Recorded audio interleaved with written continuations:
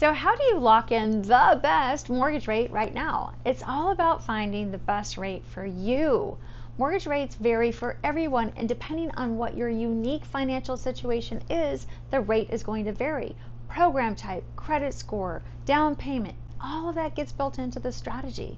The best rate is the best rate for you. And that being said, let's talk about some of the key factors that will help you get the best rate. Credit score and credit profile are both significant when it comes to the best rate, and not only the best rate, really the program that you would be eligible for. It's important to know that, for example, with FHA, the FHA cost of mortgage insurance is not driven by your credit score, and FHA allows lower credit scores. So in the FHA loan model, these two areas are not as significant as they will be in the conventional home loan model, meaning that the interest rate in conventional home loans, together with the cost of mortgage insurance on conventional home loans, is going to be impacted by your credit score. Credit profile is important no matter what home program you are looking into. And this is, I always like to kind of mention this because sometimes people will say, well, my credit score is, let's say, a 680.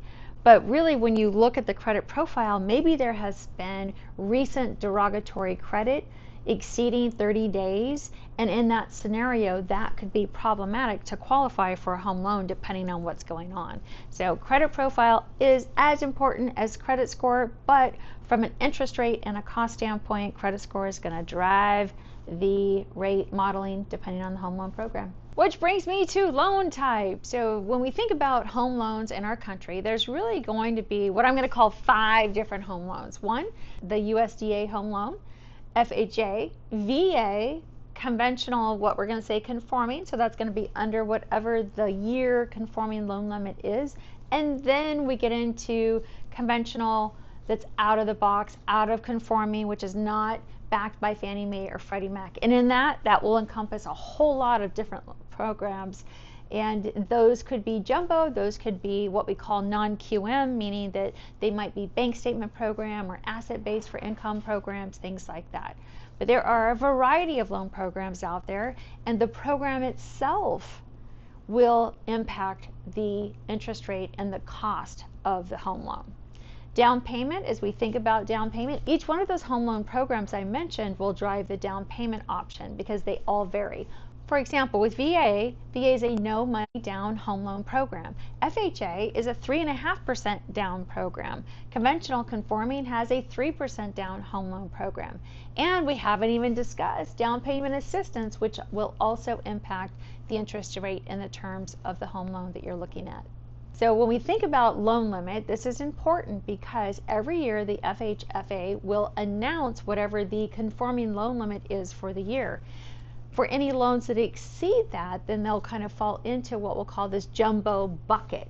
And so in that strategy, in that type of home loan scenario, interest rates will be driven by the loan itself, and the investors, the lenders that offer jumbo loans are all going to vary. So it's a little bit more specific to the scenario, i.e. your scenario, and not necessarily the Fannie Mae or Freddie Mac guidelines.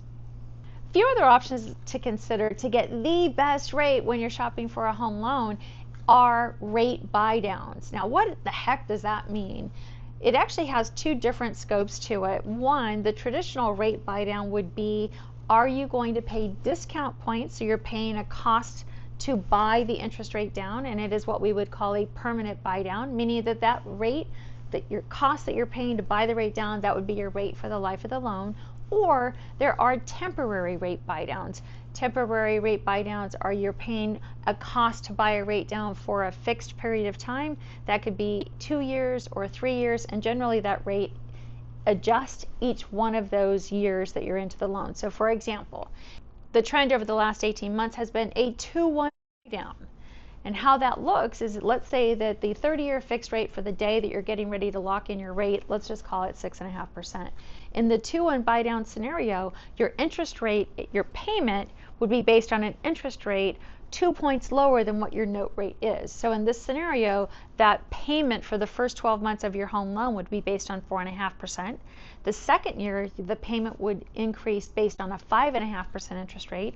And then the third and final year, the interest rate would adjust to your note rate, which is that 6.5%. So that is called a temporary rate buy down. Another way to get the best rate, at least in this market cycle, and this too shall pass, but right now, is to look at new home construction. Many of the big production builders across the country are offering permanent rate buy downs, and they're leveraging builder forward commitments to do that, meaning that they are working with lenders across the country to buy that interest rate down. They're doing that permanent buy down on your behalf.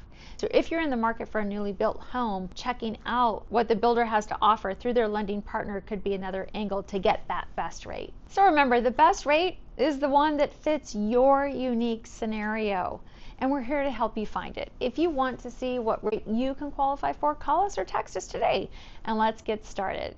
Don't forget to like, comment, and subscribe to stay updated on the latest mortgage tips and insights. My team and I are here to guide you every step of the way.